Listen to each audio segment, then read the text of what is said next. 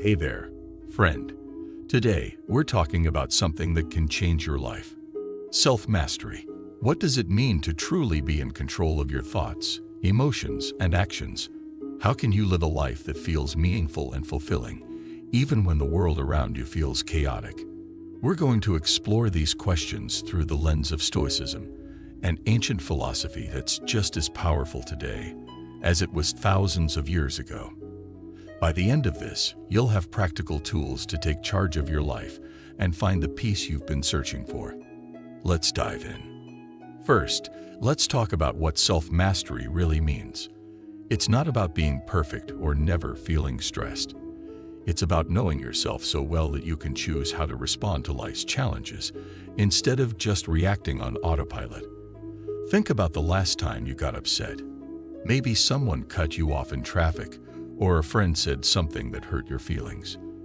Did you snap back, or did you take a deep breath and decide how to handle it? That's the difference self-mastery makes. It's like having an inner compass that keeps you steady, no matter what storms come your way. Now you might be wondering where Stoicism fits into this. The Stoics were ancient thinkers, like Marcus Aurelius, Seneca, and Epictetus, who believe that the key to a good life is focusing on what you can control and letting go of what you can't. They taught that our emotions and actions are our responsibility, not the outside world's. For example, you can't control if it rains on your big day, but you can control how you feel about it.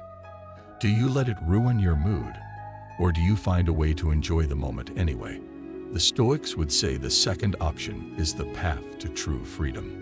One of the biggest lessons from Stoicism is that happiness doesn't come from chasing things like money, fame, or endless fun. Those things feel good for a moment, but they don't last. Instead, the Stoics believed real joy comes from living with virtue. Things like courage, wisdom, and self-discipline. When you focus on being a good person and doing what's right, you build a kind of inner strength that nothing can shake. It's like planting a tree that grows stronger with every season, giving you shade and stability no matter what life throws at you. So, how do we start practicing this in our daily lives? Let's break it down into a few simple steps. First, take time to reflect. The Stoics loved to journal, and you can too. Each night, grab a notebook and write down 3 things. What went well today? What could I have done better? And what's one thing I can control tomorrow? This helps you get to know yourself better and keeps you focused on what really matters. It's like having a conversation with your wiser self, guiding you toward better choices. Second, practice mindfulness. This just means paying attention to the present moment without judgment. Next time you feel stressed or angry, pause for a second. Take a deep breath and notice what's going on in your body. Are your shoulders tense? Is your heart racing? Just observe it, like you're watching a movie. This simple act gives you space to choose your next move, instead of letting your emotions take the wheel. The Stoics called this the art of living, and it's a skill that gets better with practice. Third, focus on what you can control. So much of our stress comes from worrying about things we can't change, like what other people think of us or what might happen in the future.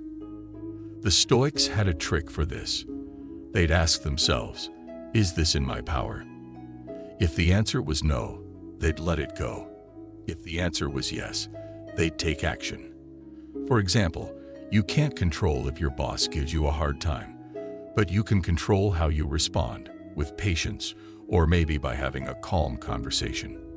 This mindset frees you from so much unnecessary worry. Let me share a quick story to show you how powerful this can be. I know someone who used to feel overwhelmed all the time. They'd stress about work, relationships, even little things like being late for appointments.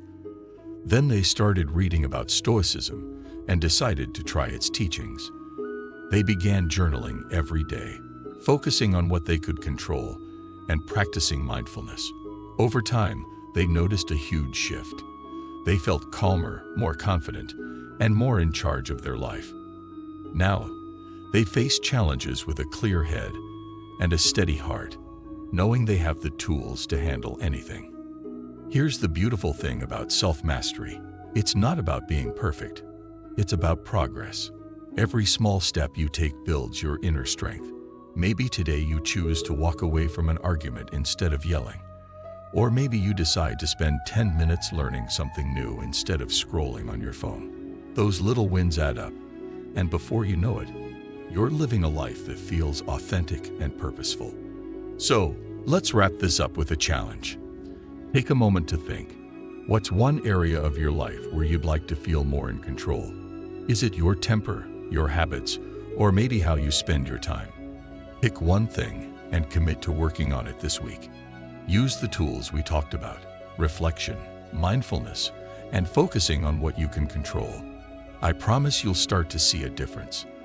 And if you're ready to keep growing, drop a comment below and say, "I'm taking control. I'm ready to live my best life."